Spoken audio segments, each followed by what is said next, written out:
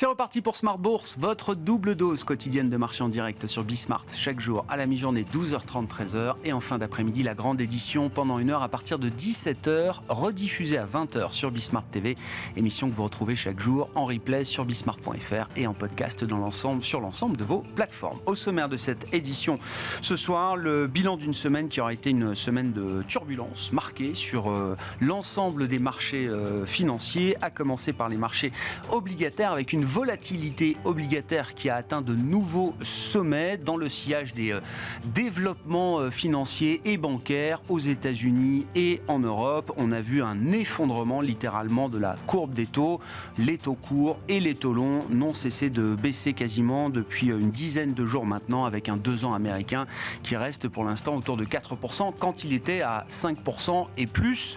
Il y a 10 jours maintenant, avant le choc SVB et tous les développements qui s'en sont suivis du côté des banques régionales américaines et de l'autre côté de l'Atlantique, chez nous en Europe, avec le point majeur de faiblesse du système bancaire européen au sens large, à savoir le suspect habituel qu'est Crédit Suisse. Les actions auront été sous pression tout au long de la semaine. On doit perdre 4% environ sur l'ensemble de la semaine pour les indices actions en Europe, avec visiblement des schémas techniques qui ont été respectés au point près, et ce sera l'occasion évidemment de faire le point avec les trois sorciers de Smart Bourse pour cette première échéance trimestrielle de l'année 2023. Romain Dobry, Jean-Luc Hussac et Philippe Béchade sont avec nous pendant une quarantaine de minutes pour discuter des enjeux techniques de ce marché. Est-ce que la donne a changé ou est-ce qu'on reste encore dans un scénario qu'on connaissait il y a une dizaine de jours maintenant? Les réponses de nos sorciers dans quelques instants, et puis comme une fois par mois, le vendredi à 17h45, notre rendez-vous pédagogique avec les équipes du Café de la Bourse. C'est Louis Yang, cofondateur du Café de la Bourse, qui sera avec nous ce soir dans le dernier quart d'heure pour nous donner quelques éléments afin de bâtir au mieux votre plan d'investissement.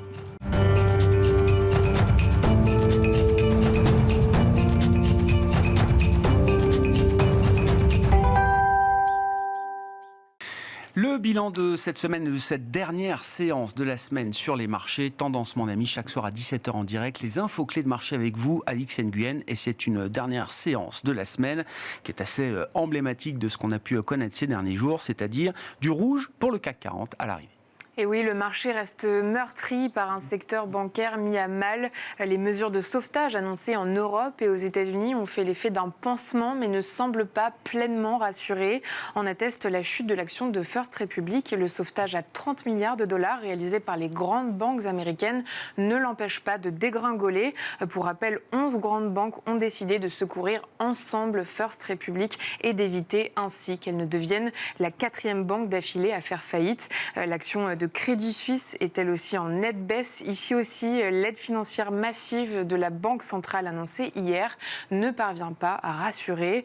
On remarque cependant que le dollar recule. Le goût du risque revient par touche, n'en déplaise aux valeurs refuges. Et puis on suit les développements autour du choc SVB survenu il y a une dizaine de jours maintenant. Alix, et donc la holding SVB Financial a déposé le bilan pour se placer sous la loi de protection des faillites aux États-Unis. SVB Financial annonce avoir déposé une demande de réorganisation sous la protection du chapitre 11 de la loi sur les faillites. L'objectif étant de trouver des acheteurs pour ses actifs. Cela intervient après la reprise de son ancienne unité Silicon Valley Bank par les autorités de régulation.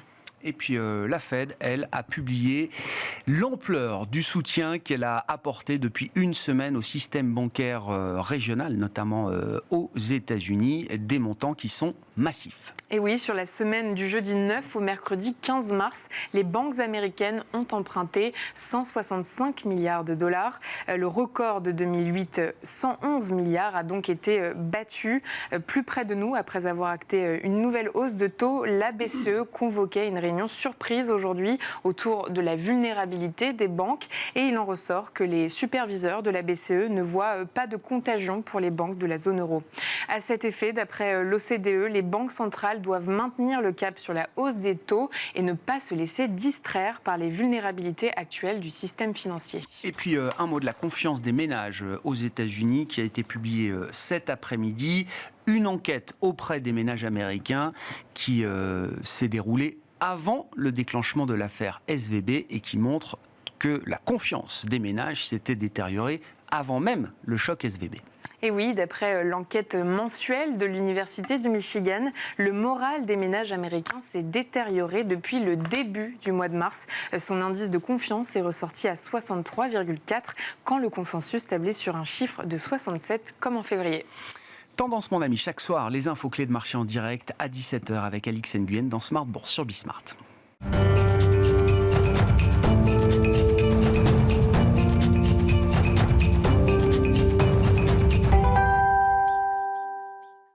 Les trois sorciers de Smart Bourse sont de sortie pour cette première échéance trimestrielle de l'année 2023 dans un contexte de marché qui a évolué depuis une dizaine de jours maintenant. Philippe Béchade est avec nous comme chaque fois, le président des Éconoclastes et rédacteur en chef de la Bourse au quotidien. Bonsoir Philippe. Bonsoir. Jean-Luc Hussac avec nous également, Perceval Finance Conseil. Bonsoir Jean-Louis. Bonsoir. Et Romain Daubry avec nous, là aussi, une fois par mois pour cette échéance de marché, membre de la cellule Info d'Experts de Bourse Direct. Bonsoir Romain. Bonjour. Merci beaucoup d'être là. Je commence avec vous Romain. Quels sont le ou les bilans qu'on tire de cette échéance du mois de mars après une semaine, 10 jours qui ont peut-être un peu sonné les investisseurs? 5,89% de baisse au cours de l'échéance du mois de mars, donc échéance trimestrielle. Un marché qui n'arrivait pas à consolider. Elle était très attendue, cette consolidation. Il a fallu un événement très très fort pour le déclencher. On s'en tire quand même relativement bien compte tenu de l'alerte que ça représente et des souvenirs. Le toucher au secteur bancaire, ça aurait pu être plus violent. En tout cas, jusqu'à maintenant. Donc, on compense à 6910 points,30 sous les 7000 points, avec une échéance assez intéressante techniquement parce que on a vu de l'intérêt se construire sur l'Eurostoxx les jours précédents le retournement baissier. On a vu donc une position ouverte qui ne s'était pas étoffée depuis le début de l'année, ni au cours de l'échéance de janvier, ni au cours de l'échéance de février. On avait expliqué ça par le rachat de short qui contrebalançait la position acheteuse qui peut-être se construisait, mais il n'y avait pas de hausse de l'intérêt depuis le mois de décembre. Et là, ça s'est construit plutôt dans les séquences de hausse. Donc, il doit y avoir des acheteurs qui sont peut-être pas très confortables. Et c'était un peu ce qu'on expliquait aussi, les conséquences du fameux pay in trade. C'est-à-dire que depuis mi-janvier, les indices sont remontés sur une impulsion haussière qui devait être un peu douloureuse. C'est-à-dire qu'on sait que pas mal ont des obligations sur le marché de rentrer. Ils ont des allocations, ils sont obligés de les affecter. Et c'est assez inconfortable quand on arrive, alors que l'indice CAC 40 a progressé de 20%, 25%, de devoir rentrer dans le marché. Et on voit la conséquence quand les nouvelles sont mauvaises. Donc des baisses avec des volumes conséquents. Mais on a toujours, et on avait déjà de la couverture dans les portefeuilles, puisqu'effectivement, après des mouvements de hausse qui s'étaient formés sur du scepticisme et qui avaient laissé au départ beaucoup de pessimisme en septembre-octobre, et puis ensuite du scepticisme, les portefeuilles restaient couverts. Ils l'étaient toujours, et ils le sont toujours sur les indices américains, assez nettement. Sur l'échéance à venir du mois d'avril, sur le CAC 40, même constat, il y a peu de positions ouvertes, mais il n'y a quasiment pas d'options d'achat. Il n'y a quasiment que des options de vente. Et ça doit être une proportion de 3/4 si on regarde la globalité. Si on regarde autour de la monnaie, c'est 2,5 pour une. C'est vraiment beaucoup de retrait de la part des opérateurs. Ah ouais. Alors, sur les indices américains, du côté des futurs, un peu de pression baissière dans un mouvement spéculatif baissier, mais elle a déjà diminué avant-hier et ça a permis le rebond qu'on a constaté hier.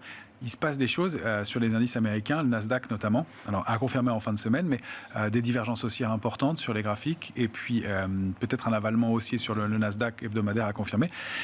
Ce qui est intéressant, c'est que ça reste très technique dans l'immédiat. On l'avait évoqué dans le même rendez-vous il y a un mois. Il n'y avait pas d'option de vente ouverte au-delà de 7400 points sur l'indice CAC 40. D'accord. Comme si les opérateurs, on l'avait dit à l'époque, n'envisageaient pas le débordement de ce niveau-là. Ça s'est constaté. On a fait 7401, c'était peut-être 24 ou 48 heures avant le choc SVB et le déclenchement des événements bancaires. C'est ça, et on a buté sur ce niveau de 7390 pendant quelques jours, ce qui a formé ce qu'on appelle un sommet en tour, un niveau plat, et ensuite une accélération baissière marquée. Donc graphiquement, graphiquement, bien illustrant bien le risque et le retournement. Donc il s'est passé quelque chose, il y a un vrai coup d'arrêt. Maintenant, là où ça reste technique, c'est qu'on avait aussi évoqué un niveau important majeur sur le CAC 40, c'est que le CAC 40 évolue depuis 2012 au sein d'un canal haussier qu'il a débordé et enfoncé pendant le Covid, qu'il avait débordé quelques fois, qu'il avait débordé depuis le début de l'année, et on disait que c'était un niveau de retracement idéal. On s'est arrêté dessus au point près, donc 6861 points jeudi, pour rebondir de façon assez significative et dans des volumes qui sont à prendre au sérieux aussi. Alors ils étaient plus lourds dans la baisse, 6,8 milliards, mais dans le rebond du jour suivant, 5,9 milliards. Donc je pense qu'il y a une bagarre assez importante entre acheteurs et vendeurs sur ces niveaux-là. Difficile de détecter l'intérêt une semaine d'échéance parce que la position ouverte, le nombre de contrats futurs augmente systématiquement, mais on voit des relais et des choses importantes qui se passent sur certains titres. On pourra le détailler, mais on voit une journée de baisse sur Schneider. Elle perd 5,28% le 15 mars. Elle rebondit le lendemain de 3% uniquement, mais le volume est supérieur. D'accord. Donc il y a des forces de rappel importantes. On peut prendre aussi des exemples comme Renault. Elle a clôturé en hausse hier de 1,58%, ça a l'air peu de choses, sauf qu'elle a baissé de plus de 4% à un moment en séance et qu'elle est allée toucher quasiment la borne basse du canal avec un volume supérieur au jour précédent. Donc 1,58 de hausse, mais en réalité 6% de fluctuation dans la journée. Donc il y a, et on l'avait évoqué, beaucoup d'investisseurs sous-investis qui cherchaient des points d'entrée. 7000, ça pouvait en être un. 6008, c'est encore mieux a priori, sauf qu'évidemment, il fallait un contexte fort pour y revenir. Et donc, c'est là où ça se joue. Nous, on a pris le risque à titre spéculatif, on a renforcé quelques positions, mais on ne sera pas têtu. Il y a des niveaux qui sont vraiment charnières sur tous les indices. Et pour l'instant, ça tient. Jean-Louis, quels sont les enseignements qu'on peut tirer là de cette nouvelle séquence, peut-être depuis une semaine, 10 jours, le fait que les niveaux techniques et pour l'instant étaient parfaitement respectés est tenu? Est-ce qu'on peut déjà tirer des enseignements de cette histoire-là? L'équation s'est complexifiée. C'est sûr que à la maîtrise de l'inflation, on rajoute maintenant le sauvetage du secteur bancaire. Alors sauvetage, ou en tout cas le fait de stopper l'hémorragie, c'est pas non plus catastrophique. Mais sur le plan technique, il y avait, et nous l'avons tous dit ici, aucune complaisance sur les marchés. Vous avez donc des investisseurs, même des spéculateurs, qui étaient souvent couverts. Donc ils allaient acheter des puts pour se protéger, etc. Donc en achetant des puts, on le voyait dans la volatilité implicite, celle-ci se maintenait 14, 15, contre eux, avant 2020, on était à 10, vous voyez, dans un très différent. Ce qui fait que lorsque le marché a commencé à dévisser, alors on a eu des mouvements violents parce que la nouvelle du secteur bancaire est tombée juste au moment de l'échéance, c'est-à-dire dans la semaine de l'échéance, on va dire. Donc ça, c'est un facteur d'amplification important dans la gestion des positions de couverture face aux options vendues par les market makers. La proximité de l'échéance par rapport aux événements et au choc SVB a accentué encore un peu plus les mouvements. Ça crée ça. C'est-à-dire que dès que ça commence à bouger, par exemple, quelqu'un qui vend un put, le marché baisse, il va vendre du futur. Et plus ça baisse, plus il va vendre pour venir se protéger. Parce qu'il doit diminuer sa sensibilité à la vente du put. Mais ça, c'est un métier que les market makers savent faire. C'est-à-dire qu'ils ont des algos qui font ça sans problème. Alors que quand c'était des investisseurs qui avaient vendu les puts, là, ces investisseurs, comme en 2020, ils étaient, eux, totalement dans l'incapacité de réagir vite, alors que, encore une fois, les market makers, eux, c'est les algos, il n'y a pas d'état d'âme. C'est automatisé, oui. C'est automatisé. Évidemment, il y a toujours un humain qui contrôle, mais c'est sans état d'âme. Quand c'est un gérant, quand c'est un investisseur, quand c'est un humain, un spéculateur, c'est pas la même chose. Et donc, il va retarder sa couverture, etc. Donc là, vous avez vu une hyper grande rapidité à la couverture des positions, on va dire du delta des positions. Et ça donne une configuration de marché qui est très différente. Ça donne une configuration de marché avec une volatilité très importante, parce que dès que ça remonte, eux, ils viennent payer. Donc on a eu parfois, dans une même séance, 4 séances pour le prix d'une. Et là, hier, vous avez vu la hausse incroyable. On est parti d'un point bas, on est allé à un point haut. 7110, 15 ce matin. On va en dessous de 6009 tout à l'heure. Enfin, c'est un délire. On a perdu 3%. Mais pour autant, on n'est pas du tout dans une situation de risque de marché telle qu'on l'avait en début 2020.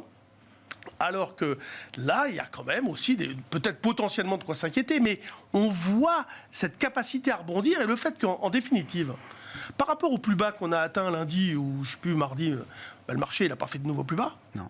C'est ça qui est incroyable. C'est-à-dire que à chaque fois, le marché a été capable de rebondir, capable de réencaisser une mauvaise nouvelle. Moi, ce matin, je disais attention, les tensions, elles sont un petit peu sous les radars là. Mais quand j'ai dit ça, parce que je disais, les tensions, elles sont toujours là sur les CDS. Vous ne pensez pas qu'on repasserait sous les 6009 quoi? Non, on y croit. Alors, oui.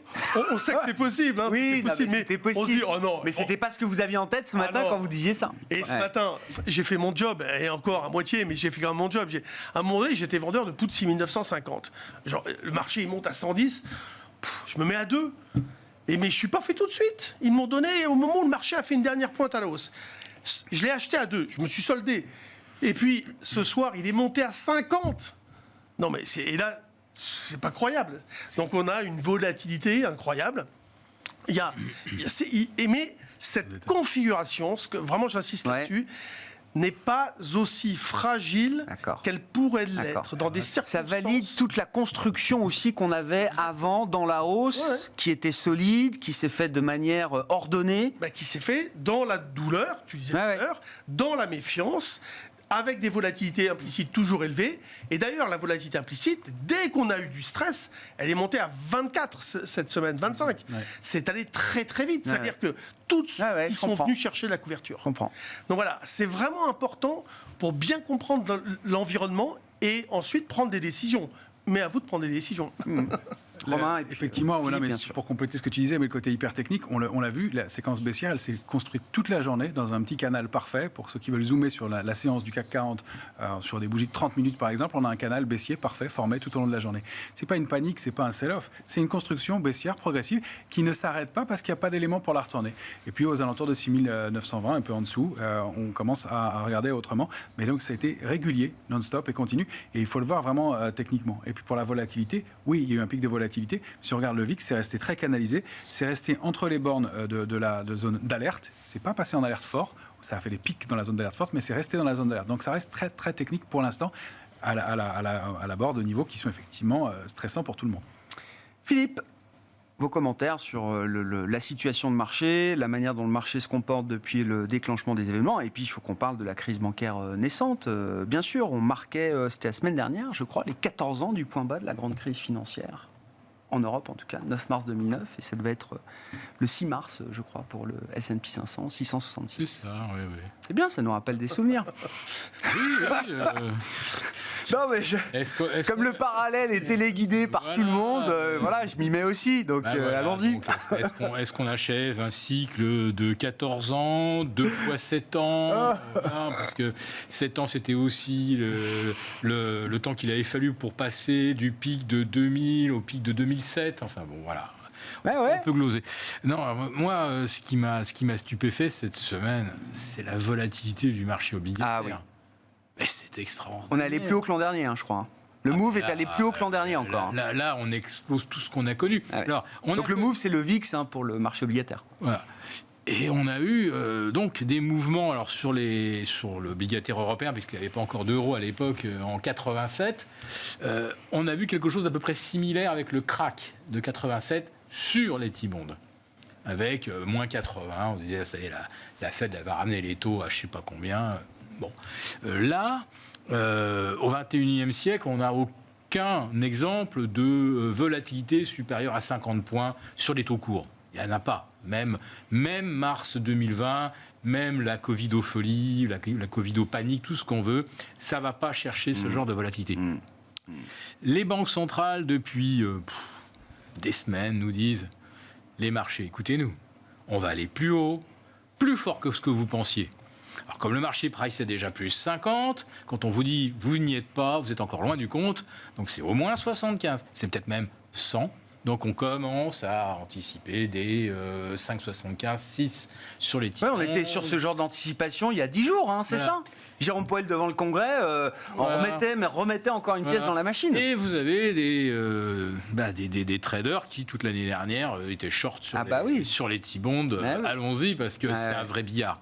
Et alors là, encore mieux, là, les banques centrales nous disent, ça y est, on va... Donc là, on double les shorts. Et voilà. Et là, on se retrouve sur le plus violent retournement du marché obligataire depuis 50 ans. Alors, j'espère que les algos ont bien fonctionné, qu'ils ont bien pu se couvrir, mais il y en a quand même pas mal qui étaient chargés à la baisse. Ouais. Et quand dans une séance, vous avez... on a vu jusqu'à 100 points d'écart sur 2 ans. Mais oui. Même. Moi, Philippe, voilà. J'ai vu des gens que je connais depuis plus de 10 ans qui ont 30 ans de marché chez des assureurs, dans des énormes gestions. Les 100 points de baisse du 2 ans américain, mais ça les a choqués comme jamais dans leur carrière. Je pense que c'est un des événements qui les a le plus marqués de 30 ans de carrière. Oui, alors ça les a marqués psychologiquement. Maintenant, j'aimerais bien savoir au niveau du bilan. Oui, non, mais pour dire que les mouvements de marché qu'on vit sont complètement extraordinaires. Alors, ils sont extraordinaires. Le mot, on n'est pas le seul à le prononcer. Par contre, nous, on va commencer à regarder, qu'est-ce que ça a bien pu coûter de ne pas être dans le bon sens vendredi 10 mars et mercredi 15 mars. 60 points d'écart également dans la séance.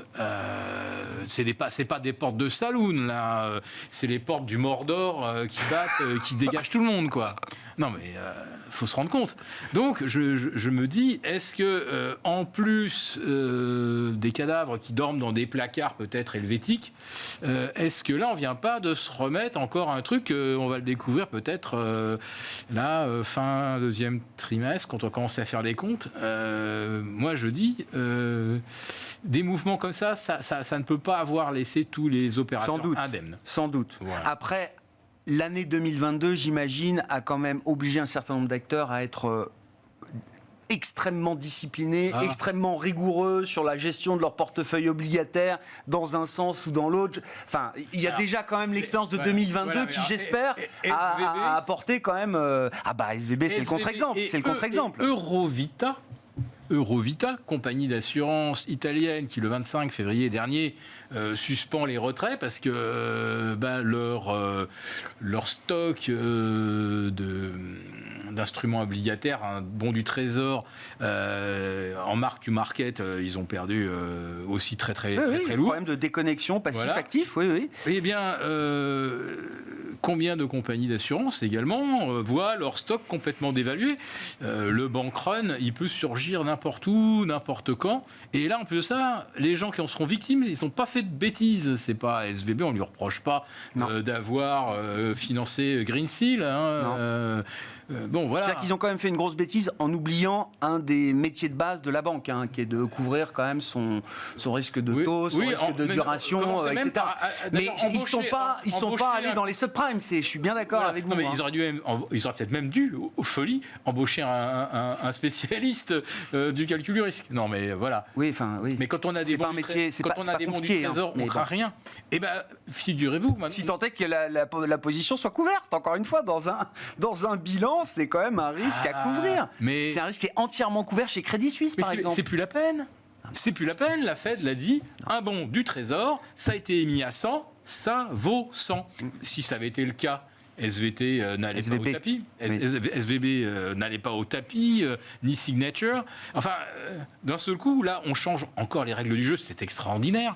Alors, 300 milliards d'argent qui déboulent au travers d'opérations et de tuyaux d'alimentation des marchés, enfin de l'interbancaire. Dans ces 300 milliards, il y a le schéma de protection des dépôts, la partie protection des dépôts, qui est quand même importante dans l'intervention de la Fed, et des facilités de liquidité de court terme, 90 jours pour la plupart, qui sont offertes aux banques régionales qui déposent effectivement en collatéral les actifs qu'elles peuvent avoir. Oui, enfin bon. Non, mais je suis d'accord. 630 milliards de quantitative tightening en 10 mois. D'accord. 300 milliards d'argent qui revient à... On va dire que les banques peuvent quand même aller se servir. Donc c'est un switch majeur. Mais surtout, c'est extraordinaire. La Fed dit, voilà, les bons du Trésor, il n'y a plus de valorisation en mark-to-market. Ça vaut 100, voilà, point barre. Toutes les banques qui ont... On les prend au part. Toutes les banques... Oui. Mais à ce moment-là, mais ça accroche une cible dans le dos, voire même entre les deux yeux de tous les émetteurs corporate. Parce qu'on va continuer de les valoriser en mark-to-market. Qui va vouloir aller prendre le risque sur une émission corporate si c'est pour avoir 30-40 points de prime en plus, et sachant que ce n'est pas garanti par la Fed? Non, je ne sais pas, je dis ça, je dis rien. Bon, et donc, crise bancaire ou pas alors? Crise bancaire ou pas alors? Mais on vient de changer les règles du jeu là en une D'accord. semaine. On vient de tout changer. Il y a plus de quantitative tightening, il y a plus de mark-to-market sur les T-bonds américains. Et what else? Non, mais et puis on ne combat plus l'inflation. Enfin, c'est.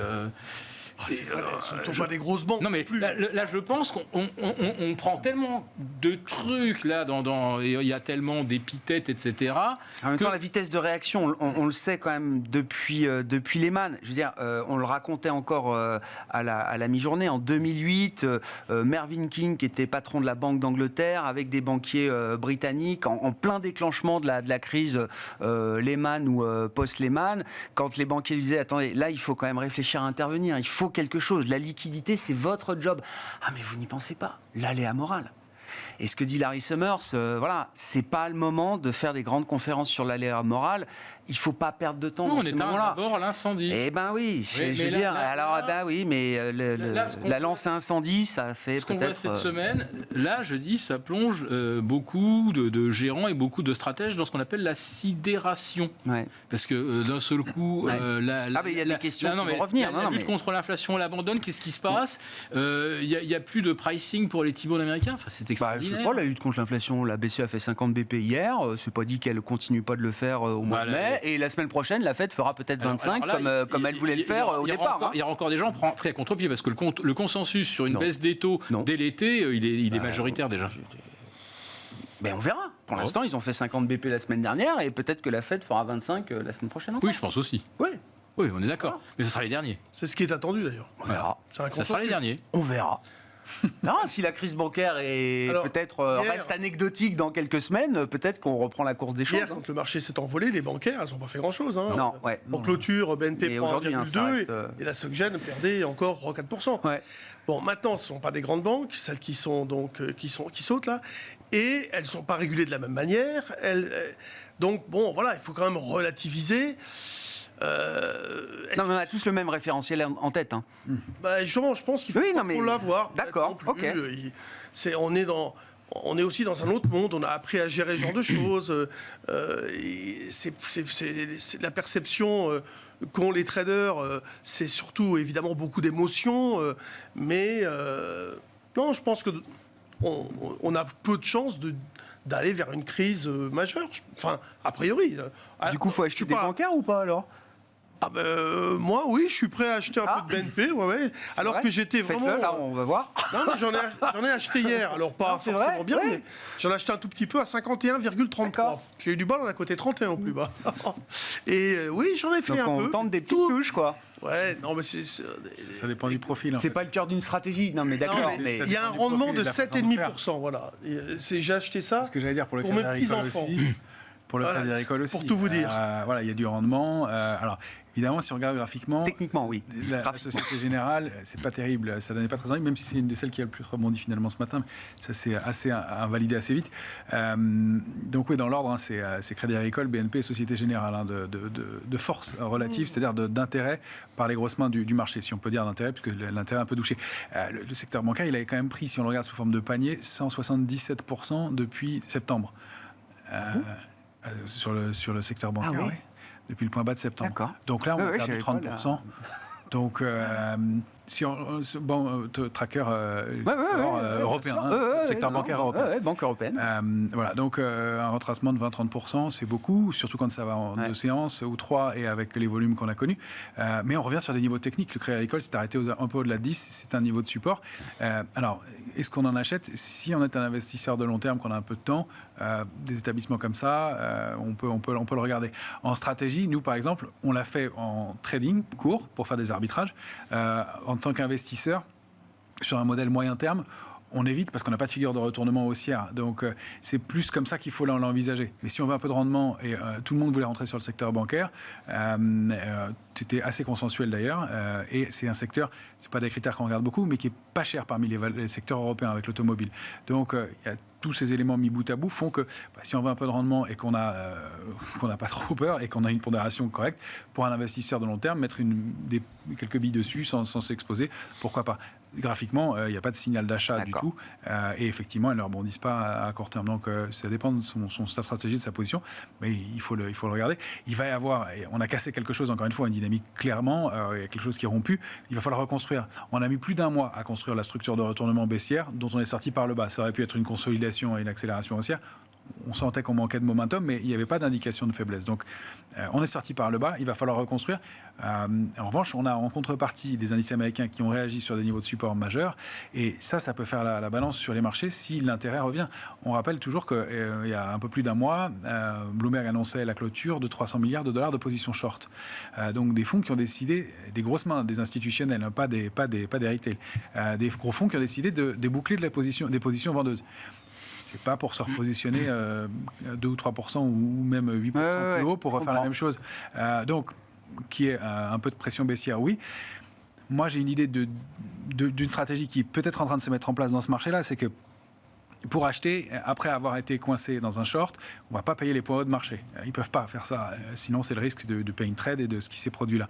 Donc, la nouvelle, je ne suis pas du tout en train de parler de complotisme, pas de méprise sur ce que je suis en train de dire, mais la nouvelle, il fallait une nouvelle très forte pour que le marché rebaisse. Elle arrive par le biais du secteur bancaire. Là, les points redeviennent plus intéressants. Mais si des gros acteurs veulent rentrer dans le marché, alors que ça n'a pas encore beaucoup baissé. Par où vont-ils rentrer ? Et voilà, et doucement, et ils ne vont pas le faire d'un seul coup. Donc, il va falloir le temps de reconstruire. On voit qu'il y a des petites touches d'intérêt. Il y a des opérateurs qui le déclaraient déjà il y a plusieurs semaines en disant on est couvert ou on a allégé et on voudrait acheter sur repli. Le niveau de repli est là. Donc il y a déjà une part d'investisseurs dont on sait qu'ils vont le faire et qu'ils l'ont fait, d'où les volumes qu'on constate. Ensuite, quand on est un gros acteur, ce sont des programmes qui durent sur plusieurs semaines, plusieurs mois quand ils veulent rentrer dans le marché. Ils ne vont pas se mettre à payer d'un coup, sinon ils embarquent tout le marché et il n'y a plus de marché. Donc ça paye. Les algorithmes se déclenchent et on a des rebonds assez manifestes, assez importants. On l'a vu sur les indices américains, 2% de hausse avec 5,8 milliards sur le CAC 40 hier. Il y a quelque chose qui se met en place. Mais ensuite, les carnets se vident. Et il n'y a plus aucune, sans qu'il y ait pourtant, pour l'instant, on verra la semaine prochaine avec la nouvelle échéance s'il y a de la pression baissière, mais pour l'instant, sans qu'on détecte de pression baissière, eh bien, les carnets se vident et donc par son simple poids, le marché rebaisse et revient sur des niveaux qui peuvent être attractifs à nouveau et sur lesquels on peut accumuler des positions de moyen ou long terme. Pour l'instant, c'est ce qu'on peut envisager et ce qui peut se mettre en place sur des niveaux qui sont vraiment importants et vraiment clés. Encore une fois, avec un ratio risque-rendement qui est intéressant puisque le potentiel haussier est assez sympathique et le risque, il est très clair et les zones de stop, elles sont 6750, 6008 sous le CAC. Sur le CAC, il ne faudra pas insister parce qu'on a une chance d'accélération baissière beaucoup plus marquée. Mais on le voit sur des valeurs tech américaines. Je ne pense pas encore que encore une fois, on l'avait déjà évoqué, que ce soit les valeurs fortes des mois qui viennent, mais qu'il y ait un rebond ponctuel dessus. C'est le cas. Il y a une parenthèse Nasdaq, quoi. Il y en a une, clairement. 16% de hausse hier soir sur Google Alphabet. Amazon se comporte pas mal non plus. Microsoft a très bien rebondi. Donc, il y a des figures de retournement qui se sont mises en place, de court terme, en effet, mais qui ont prouvé que des opérateurs, et avec du volume, ont trouvé des points d'intérêt sur ces titres-là. Alors qu'effectivement, on change de cheval pour la décennie à venir peut-être, mais là, à court terme, il y a quelque chose. Jean-Louis, quelle idée on a et quel schéma de marché on peut avoir en tête, là, devant nous ? Moi, je pense que le marché, il ne baissera pas beaucoup. En tout cas, il n'y a pas de raison qu'il baisse beaucoup. Sur la base de la construction, des éléments techniques. Et puis même de plein de choses. En fait, vous voyez, pendant des années, j'étais toujours persuadé que le marché avait tout ce qu'il fallait pour revenir à 4007. Vous voyez, pour moi, c'était un schéma. Ouais. Quand il allait vers 6000, je dis, mais vous verrez, un jour ou l'autre, il va revenir à 4007. Alors, depuis qu'il a fait 7004, J'ai dit non. Il reviendra peut-être plus à 4007, sauf événement, je ne sais pas, Ça catastrophique. datait de quand, c'est 4007, je ne me souviens même plus, moi. On les a fait, vous savez, en 2020, Ah bah, on les a ouais, renfoncés. c'est ça, mais ouais. bon, voilà, ça, c'était un événement Ouais. assez particulier. Et là, le 4007 s'est peut-être transformé en 5007, vous voyez, par exemple. Donc, pourquoi pas, mais... Au pire du pire, quoi. Ouais, au pire du pire. Et même, je pense que des niveaux comme 6004 peuvent être des niveaux extrêmement importants comme support. Je vois pas de par sa construction actuelle, je ne vois pas de toute façon la possibilité de dévisser. D'un effondrement, quoi. Non, c'est pas possible à l'instant T. Ouais, Et oui. Sûr. dans la manière dont il est construit. Donc moi, je vais plutôt essayer de faire du stock picking, mais aussi des investissements de fonds long terme. Bon, tout à l'heure, donc, je sais pas, on parlait des bancaires qui ont des bons rendements, des valeurs comme Vivendi qu'on peut racheter peut-être vers 8,5. La fois dernière, je l'avais joué à 8,30. On l'a revendu. Si elle revient dans cette zone, il faut en acheter. Rendement important. Moi, je vais aller vers les valeurs de rendement. Et attention, au groupe A, on va pas se... Parce que sinon, après... Champions League, quoi. Trop de risques. Oui, non, mais il faut dire aux gens, voilà, il faut aller sur les grosses valeurs. Dassault Elle a bien boosté, oui, mais elle est très cher payée. Alors, c'est une très belle valeur, très belle société, mais très cher payée. Donc, après... Elle déclenche une réactivation haussière. Mais Vivendi, il y a aussi le côté spéculatif, Oui. etc. Et donc, il y a quand même un intérêt divers et varié. Il y en a plusieurs. Donc, ça me paraît des valeurs à jouer. Après, toutes les valeurs de rendement, moi, je les regarde de près. Il faut les sélectionner, évidemment. C'est bon père de famille, quoi. Oui. Moi, je pense qu'il faut aller vers ça, un petit peu, bien sûr, en fond de portefeuille. Et puis, sinon, je vous dis, voilà, si on baisse un peu plus... Je ferai des ventes de volatilité implicite en spread, par exemple. Bon, là, c'est un peu plus technique ce que je dis, mais je construirai des positions quand même à l'achat. J'ai un biais baissier là, à court terme, mais surtout un biais de méfiance, quelque part. Ouais. Je suis pas un vrai... Qu'est-ce que vous voulez faire? Principe de précaution, quoi. Vous avez des mouvements de 250 Ben points oui. dans la journée. Alors bon, à la hausse comme à la baisse. On ne peut pas dire qu'il y ait une orientation régulière et à la baisse. Et c'est ça qui est important d'observer. Cette manière dont bouge le marché montre bien qu'il est capable de tout. Et donc, ça renseigne sur ce qu'on doit faire. Il faudrait parler de l'euro-dollar aussi. Oui, justement, je voulais glisser gentiment vers les autres classes d'actifs pour en parler avec Philippe. Derrière l'effondrement des taux, il y a aussi de la pression sur les matières premières. Le pétrole a dû bien perdre peut-être 10% sur l'ensemble de la semaine. Là aussi, c'est des marchés lourds qui, alors, je sais pas, est-ce qu'on tire des enseignements définitifs d'une semaine de trading sur le pétrole? Mais quand même, c'est des mouvements qui se sont un peu accélérés. Le Brent, c'est moins 16. Oui, bon, bah voilà. Oui. Voilà, one shot, hein, zoom. Ah ouais. Oui, tout s'ajuste en même temps, quoi. Qu'est-ce que ça veut dire? Je vous assure que l'offre de pétrole, elle n'a pas augmenté. D'un seul coup, l'Arabie n'est pas venue dire j'ouvre le robinet, ou je ne sais pas qui, on vient de découvrir une poche de pétrole à 2,50 m de profondeur. Ça va coûter rien à la sortir. Ça veut dire inquiétude sur la croissance, sur la demande, quoi. Tout simplement. Bon, voilà. Donc ça, c'est clair. Or, ça, les inquiétudes sur la croissance, même à 7000, je veux dire que le CAC ne price rien d'un scénario un peu adverse en termes d'orientation conjoncturelle. Enfin, on est toujours sur des valorisations comme si on était à 2-3% de croissance l'an. Enfin, ça n'a pas de sens. Les révisions à la baisse de profits prospectifs sur 2023, absolument pas pris en compte. Enfin, voilà. Et puis là-dessus, arrive de la volatilité, beaucoup de volatilité, y compris sur de l'obligataire. Mais ça n'arrive pas dans un marché haussier, ça. Un marché haussier, ça se construit tranquillement, voilà. C'est un véritable funiculaire, c'est un rouleau compresseur à la hausse. Là, le rouleau compresseur est en train de faire des tonneaux, hein. Alors, ça se coud, hein. Donc, c'est le tambour de la machine à laver, quoi. Là, il y a quand même des signaux. Puis après ça, il y a l'échange. Alors, le jour où les échanges se mettent à devenir volatiles, ce qui n'est pas le cas. Bon, il y a eu 2% de baisse de l'euro mercredi quand même. C'était pas rien. Hein. 1,0760, 1,0530, boum. Ouais. Là aussi, cette journée-là, fallait pas dans le mauvais sens. Hein. On est d'accord. Bon, le jour où on commence aussi à voir commencer à s'agiter l'échange, il va falloir qu'on comprenne aussi d'où ça vient. Voilà. Pour l'instant, on n'y est pas. des devises un peu majeures, clés, type yen, franc suisse, etc. Moi, c'est surtout le yen. La clé, Le c'est yen. le yen. Le jour Ouais. où le yen se met à progresser, Ouais. là, il y en a qui ont des problèmes, hein, c'est sûr. Il n'y a pas encore de signal fort de ce point de vue-là. On est à quoi, 132 ou quelque chose comme ça, non? Ouais. Alors, bon, le yen était pas mal. Mercredi, il était fort, hein, Ouais. Clairement. Ouais. Le Bah euro oui, très oui. faible. Ah, une vraie séance d'aversion au risque Donc- qu'on n'avait pas vu à ce point-là depuis Donc longtemps. voilà, c'est exactement ça. C'est en cas d'aversion au risque, Ouais. on voit que maintenant, c'est même plus le dollar qui est en tête de liste, c'est le yen. Hein. Bah, c'est-à-dire que tant que les problèmes et que la crise Ah, mais bancaire c'est surtout- se développe c'est aux surtout que États-Unis, le c'est yen- peut-être le yen, légitime c'est encore que... encore le seul endroit sur la planète où on se procure de la liquidité à moins de 0,50. Ouais. Donc c'est encore c'est la corne d'abondance. Donc il y a des positions vendeuses sur le yen qui sont absolument colossales. Et je pense que c'est vraiment ça qu'il faut surveiller maintenant. Le changement à la tête de la Banque du Japon, parce que le mois de mars aura été marqué aussi par la fin du mandat des deux mandats Oui, de oui, Haruko donc Kuranda. Ça n'a pas dégonflé les positions short sur le yen? successeur, je s'appelle Monsieur Eko, donc je sais plus. Enfin, il a dit je poursuivrai en tout cas D'accord. l'œuvre de Monsieur Kuroda. Donc on est tranquille. On verra. Ouais. Oui, donc euro-dollar, vous vouliez dire un mot?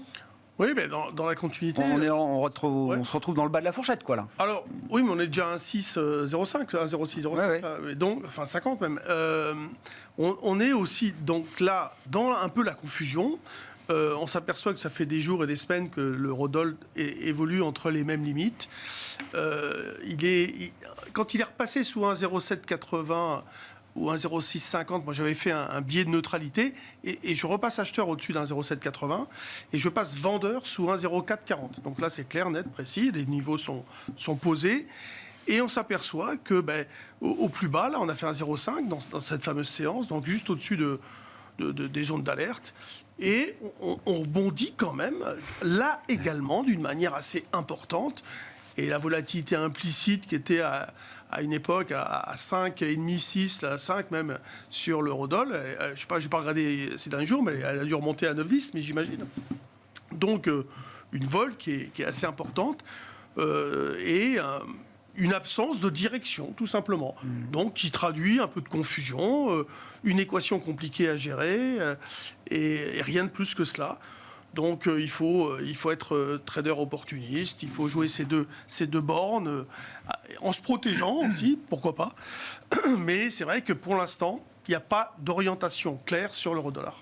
Dans l'espace crypto, Philippe, comme on explique que le Bitcoin est à plus de 26 000, là? Alors deux choses sont arrivées en même temps. Et qui sont finalement pas forcément liées. Hein. C'est comme SVB et Crédit Suisse, finalement ça n'a pas grand-chose à voir. C'est arrivé en même temps. Donc à un moment, il y a un désancrage d'un gros stablecoin. Et beaucoup d'opérateurs ont choisi finalement, soit de passer sur Teaser, soit de revenir sur le Bitcoin.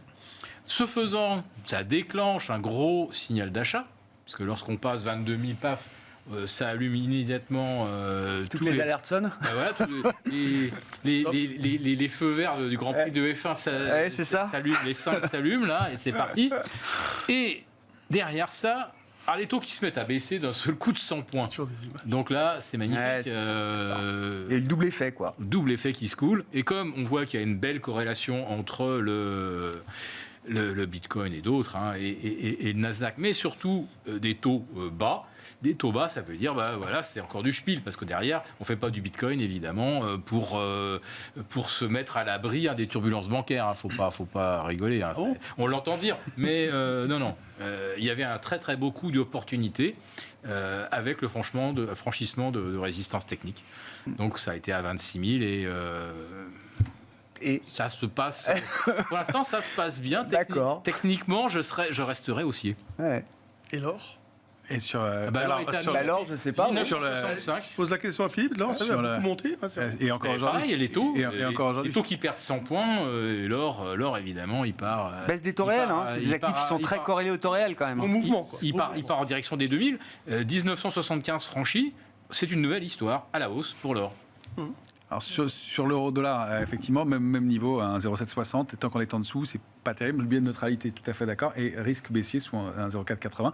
Il y a même une figure de retournement qui se met peut-être en place sur le dollar index, donc retournement haussière sur le dollar index à surveiller, donc avec un mouvement de l'ordre de 6% à prendre, ce qui renverrait l'euro à la parité. Donc à surveiller, la rupture, elle pourrait être un peu brutale et déclencher un mouvement. Il n'y a rien de fait pour l'instant, c'est effectivement biais de neutralité, mais 1,0480, 1,0760 à surveiller. Et puis quant à l'aversion au risque, oui, on l'a vu avec l'or, c'est la première fois que les marchés baissent depuis 2020 et que l'or paye. Non, mais il y a eu une vraie séance. Et l'argent aussi. Toutes les corrélations étaient assez cohérentes, si je puis On a dire. retrouvé des corrélations cohérentes et le Bitcoin a suivi aussi. Là, oui, j'y vois effectivement plus d'aversion au risque. Et puis la corrélation avec les taux, bien entendu. Mais l'or et l'argent, je pense que c'est vraiment des actifs toujours à pondérer et à surpondérer dans les portefeuilles en ce moment, quoi qu'il se passe, parce qu'on a eu un signal très important. L'or a failli sortir par le bas d'un très large trading range sous 1684 et il a repassé des niveaux de résistance majeurs. Il est au-dessus de sa médiane à 1908 et il a des cibles à 1977. Après, c'est 2070. Et ça, c'est un trading range dans lequel on évolue depuis 3 ans maintenant. Si on le déborde par le haut, il y a un potentiel haussier fort. Donc, dans une bonne allocation et dans un profil d'investisseur de long terme, voilà, il y a des moments où ça fait rien et pendant longtemps, mais il y a des moments où c'est vraiment intéressant. Et l'argent, pareil, bas de canal, réaction forte, 6 ou 7% en 2 séances à partir de lundi. Quand les marchés avaient stressé en d'autres temps et pour d'autres raisons, récemment, on avait vendu l'or et l'argent pour pouvoir défendre des positions sur action. Là, on ventile plus. Donc, c'est aussi effectivement un signe à prendre en compte et en tout cas une ventilation importante, ça permet d'amortir pas mal les mouvements. Donc oui, il y a une vraie aversion au risque, même si les marchés n'ont pas beaucoup décroché. 7-8% de baisse contre 30% de hausse depuis septembre sur le CAC 40, c'est pas cher payé pour le niveau de stress qu'on aurait pu rencontrer, mais il y a quand même des réflexes qui sont des réflexes qu'on n'a pas eu depuis longtemps. Contrairement au choc, par exemple, Covid mars 2001, oui, on n'a pas été obligé de liquider des positions sur l'or ou sur l'argent pour faire face à des appels de marge ou défendre des positions sur d'autres actifs. Ce qui était le réflexe. Donc, oui, c'est-à-dire, on choisit de garder ça. L'once d'argent, elle bute contre 22,20, qui est une résistance importante ce soir. Pendant Covid, il était descendu à 7, l'once d'argent. Donc, il y a au-delà de 22,20 du potentiel largement. Merci beaucoup, messieurs. On s'arrêtera là pour cette échéance trimestrielle sur les marchés avec nos 3 sorciers. On se retrouve dans un mois avec Romain Dobré, membre de la cellule info d'experts de Bourse Direct, Jean-Luc Hussac, Perceval Finance Conseil et Philippe Béchade, président des Éconoclastes et rédacteur en chef de la Bourse au quotidien.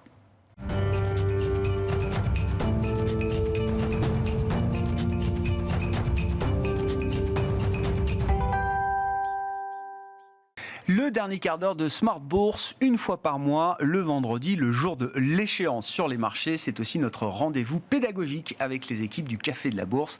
Louis Yang est avec nous ce mois-ci en plateau, cofondateur du Café de la Bourse. Bonsoir Louis. Bonsoir. Merci beaucoup d'être avec nous. C'est sans doute un moment parfait pour évoquer le plan d'investissement, comment bâtir son plan d'investissement. Vous allez nous donner les clés qui nous permettront de mettre en place, chacun d'entre nous, un plan d'investissement. Qu'est-ce que c'est qu'un plan d'investissement, Louis ? Alors, un plan d'investissement, il s'agit de programmer un investissement en définissant un montant, une date, une fréquence et aussi les sous-jacents sur lesquels on veut investir. Concrètement, on peut bâtir un plan d'investissement sur des actions, un panier d'actions, un indice, même des crypto-monnaies, etc. En fait, c'est quelque chose qui était assez courant dans le cadre de l'assurance vie. On pouvait créer en fait un investissement programmé en fonds euros et unités de compte. Et avec le développement des néo-courtiers, désormais, c'est beaucoup plus courant aussi dans le cadre d'un compte titre, ce qui nous permet justement d'aller se positionner sur des actions ou autres, ou même des actions fractionnées pour les investisseurs les moins capitalisés qui ont besoin de se constituer des fragments pour avoir une grosse action chère. Une action Hermès, c'est la valeur faciale d'une action Hermès, c'est parfois déjà le budget d'investissement d'un particulier, en tout cas sur un mois ou sur un trimestre. Et comme il faut diversifier. Et voilà. Donc c'est ce qu'on appelle effectivement, on retrouve beaucoup cette terminologie anglo-saxonne, le DCA, qui est le Dollar Cost Averaging. Tout à fait. Pourquoi est-ce que c'est peut-être, et on sort de la discussion avec les sorciers techniciens de marché il y a un instant, pour se dire qu'on était peut-être dans un environnement de marché, alors sans doute beaucoup plus confus, avec des investisseurs qui allaient sans doute hésiter pendant encore un certain temps avant de prendre peut-être des positions ou des paris directionnels très forts. Est-ce que c'est un environnement qui est particulièrement intéressant pour justement mettre en place aujourd'hui un programme d'investissement? Tout à fait, parce qu'on nous demande souvent d'ailleurs à quel moment il faut investir en bourse. Encore plus aujourd'hui où il y a beaucoup d'incertitudes. Et effectivement, pour essayer de timer le marché, c'est quand même très compliqué. Donc, mettre en place un plan d'investissement avec un horizon d'investissement long, c'est le moment idéal, parce que justement là, on va pouvoir lisser le risque, les risques macro, les risques micro aussi du secteur bancaire. Je ne vais pas revenir sur ces sujets-là, mais c'est vrai qu'on est vraiment dans un contexte de marché où c'est important d'avoir un recours à la volatilité pour pouvoir investir de manière plus sereinement via un plan d'investissement. L'idée, c'est qu'en fait, on arrête d'y penser. C'est ça, Louis? Alors, c'est ça la secret sauce du plan d'investissement, en programmant justement son plan d'investissement? C'est un petit peu ça, oui, tout à fait. En fait, dans l'idée, c'est de se créer une routine. C'est comme lorsqu'on veut faire du sport ou d'autres bienfaits. En fait, l'épargne, l'investissement, c'est la même chose. Alors, c'est pas ne plus y penser, c'est qu'il faut que ça devienne mécanique. C'est ça.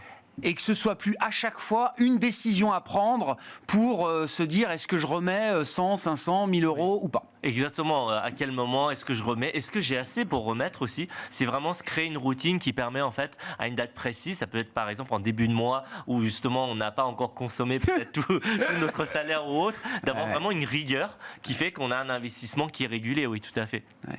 Qu'est-ce que ça apporte comme bénéfice, justement, cette méthode, cette manière de faire? Parce qu'on pourrait se dire, bah tiens, je peux programmer l'investissement, mais en fait, chaque mois, je vais me dire que je vais investir. Et en fait, non. Le fait de programmer, déjà, ça change la mécanique, ça entretient une forme de routine. Et du coup, ça allège la pression psychologique, ça nous fait faire moins d'erreurs? Oui, tout à fait, parce qu'en fait, oui, il y a plusieurs sujets, en fait. Effectivement, déjà, on a une routine avec un montant précis, avec des sous-jacents qu'on a identifiés. Donc, on est moins influencé aussi par des effets FOMO qu'on a évoqués par le passé en plateau avec vous. Donc, du coup, on a vraiment cette rigueur qui permet d'investir sur des titres ou des indices qu'on a déjà travaillé par le passé, avec des montants précis, pour éviter justement peut-être au dernier moment de choisir d'autres sous-jacents, de changer d'avis, ne plus investir ou au contraire investir de manière très importante pour essayer par exemple d'attraper un couteau qui tombe sur le secteur bancaire, qui n'est pas forcément une très bonne idée. Voilà, c'est beaucoup de choses de ce type-là qui fait que le fait d'avoir un plan d'investissement, ça nous permet d'avoir un objectif précis et une feuille de route en fait.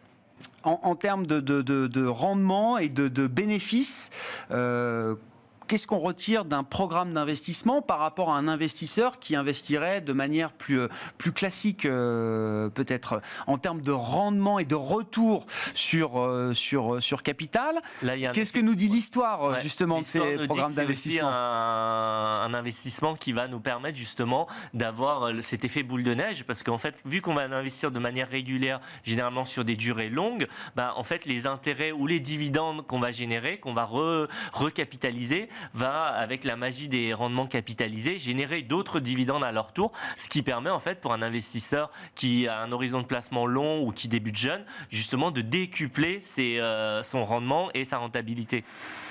Concrètement, comment ça marche? Vous le disiez, l'essor des néo-courtiers a sans doute beaucoup participé à la démocratisation de cette pratique. Est-ce qu'on peut mettre en place des programmes d'investissement chez les principaux courtiers aujourd'hui? Est-ce que c'est une solution qui est proposée par l'ensemble des grands courtiers de la place? Et concrètement, comment ça se passe? Alors, de plus en plus, effectivement, ce que je disais, c'est que vraiment par le passé, c'est beaucoup les contrats d'assurance vie. Les banques traditionnelles, à ma connaissance, c'est pas encore trop le cas. Au niveau de tout ce qui est courtier en ligne, c'est des pratiques qui sont de plus en plus courantes dans le cadre d'un compte titre, et encore plus avec les néo-courtiers qui sont arrivés avec cette offre clé en main, avec une tarification très attractive si on passe par le plan d'investissement pour aller en action ou en ETF. Et en fait, en pratique, il s'agit en fait de définir, du coup, on fait un travail en amont. Exactement, on définit le montant qui correspond à sa capacité en fait d'investissement. On va définir une date, une fréquence. Généralement, ça peut être mensuel ou trimestriel, mais mensuel, c'est mieux. Mensuel, parce que, c'est bien. Voilà, parce qu'on va lisser davantage. Ouais. En fait, on va avoir plus de points d'entrée. Ouais. On va être moins dépendant des hauts et des bas de marché. On va lisser En moyenne plus, quoi. en moyenne plus. Mais oui, voilà, oui, non, mais si, exactement, si, bien sûr. exactement. Et après, on va définir, on va définir son action, que ce soit Hermès ou d'autres, LVMH ou autres, les actions chères ou d'autres, ou surtout aussi des indices, des ETF qui vont permettre d'aller C'est sur ça. des indices, que ce soit des indices sectoriels ou autres. Quand on a tout programmé, l'idée c'est qu'on laisse le programme se dérouler, mais il y a quand même toujours l'idée qu'il faut suivre un peu comment se déroule le plan d'investissement et le programme d'investissement, j'imagine, Louis. Et puis il y a peut-être aussi des moments de la vie où il peut être nécessaire d'ajuster ce programme d'investissement. Bien entendu, c'est pas parce qu'on a une routine qu'il faut la laisser tourner toute seule et ne pas réajuster si besoin. Au contraire, effectivement, c'est important de suivre ça. Alors évidemment, ça va demander beaucoup moins de temps que si on fait du trading actif ou du stock picking actif, mais effectivement, il y a un suivi déjà au niveau de sa situation personnelle. Si par exemple on change d'emploi et qu'on a une hausse de salaire, et c'est important de se dire que à ce moment-là, on a une capacité d'épargne supplémentaire, d'investissement supplémentaire. À ce moment-là, il faut réajuster son plan d'investissement. Une autre raison qui est importante, c'est que le plan d'investissement, on va définir un horizon qui correspond à un objectif. Par exemple, si l'objectif c'est d'acquérir sa résidence principale à 10 ans, ça peut être sa retraite à 20 ans, horizon de placement 10 ans, 20 ans. Lorsqu'on se rapproche de ces horizons, à ce moment-là, il faut revoir en fait l'allocation d'actifs. Il faut être sur des placements plus sécurisés. Par exemple, si on était sur du 100% action, à ce moment-là, c'est le moment en fait d'arbitrer pour aller sur des obligations du fonds euro. Plus on va se rapprocher de l'horizon de placement qui a été défini, plus il faut sécuriser en fait ces placements. Donc ça, c'est, on va dire, lié au profil investisseur. Bien sûr. Et après, il y a effectivement l'autre point, c'est que il y a l'approche dollar cost averaging classique, mais il y a des variantes. Il y a des variantes qui peuvent être qu'on peut appeler ça dynamique, où justement là on va faire un suivi un peu plus conséquent. Là du coup ça dépend vraiment du temps, des compétences qu'on a. C'est-à-dire que oui, l'idée c'est que, alors ça apporte le côté, il y a presque un côté un peu fainéant, mais c'est très bien. C'est-à-dire on peut laisser la routine se dérouler, on réajuste de temps en temps, etc. Mais c'est pas plan d'investissement, programme d'investissement, DCA, ça peut être aussi opportuniste. C'est-à-dire si j'ai envie d'être un investisseur opportuniste, j'aime suivre les marchés, j'aime essayer de capter peut-être des mouvements de marché un peu plus court terme que des horizons de 10 ou 20 ans, le programme d'investissement peut s'adapter à quelque chose de plus dynamique. Tout à fait, on a des programmes d'investissement dynamiques avec des approches différentes qui vont en fait dans ce cas-là, parce que dans le plan classique, celui effectivement le côté un peu comme aux États-Unis, ils disent le lazy investing, donc l'investisseur paresseux, c'est vrai que là, lui, il va moins intervenir sauf lorsque son profil bouge. Par contre, si on a un investisseur plus actif, on peut avoir des méthodes plus dynamiques où là, en fait, on va ne pas tenir compte uniquement du temps, mais on va tenir compte du prix, donc de la valorisation sur les marchés. Et à ce moment-là, en fait, ce qu'on va identifier, c'est parce que, par exemple, si on a investi sur l'indice 440, en fait, on va tracer des zones de prix. On peut utiliser des moyennes mobiles longues aussi. Enfin, il y a différentes bien sûr, approches. l'analyse technique, ou effectivement. Du coup, on va avoir des zones de prix où les marchés sont très bien valorisés, plus ou moins, on va dire, moyennement valorisés ou peu valorisés. Et en fonction de la valorisation, on va avoir des probabilités de risque. C'est-à-dire que dans un contexte actuel où les marchés sont quand même bien valorisés, le risque de consolidation va être supérieur qu'un 440 faiblement valorisé. Et à ce moment-là, si on prend un exemple pratique, imaginons on a 100 € à investir en bourse tous les mois. À ce moment-là, on va créer, on va segmenter en 3. On va se dire on a un budget de 50 € mensuel, 100 € mensuel ou 150 € mensuel en fonction de la situation de marché. D'accord, si on est sur un marché haut avec une probabilité... on mettra que 50. Exactement. Et si le CAC est au plus bas, on pourra mettre 150. Voilà. Ça, c'est une approche qui permet justement de faire un peu quand même de market timing, mais tout en respectant un cadre exactement. Je trouve que c'est une solution qui... ça marche, ça se développe. Oui.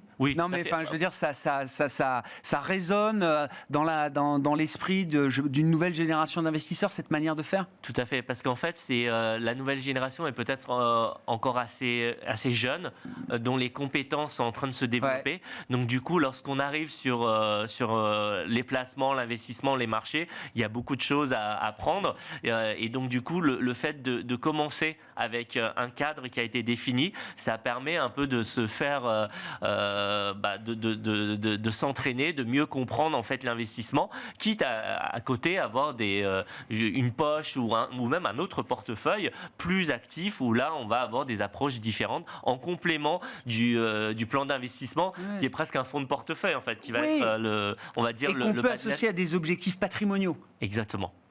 Un compte de trading, c'est peut-être plus compliqué. Oui. Merci beaucoup Louis, merci d'être venu décrypter, nous expliquer effectivement cette méthode du plan d'investissement, du programme d'investissement ou du DCA si vous utilisez la terminologie anglo-saxonne. Louis Yang, cofondateur du Café de la Bourse. Les équipes du Café de la Bourse sont avec nous une fois par mois, le 3e vendredi du mois à 17h45 dans Smart Bourse pour ce rendez-vous pédagogique qui vient clôturer donc cette émission et cette semaine. On se retrouve lundi à 12h30 en direct sur Bismart.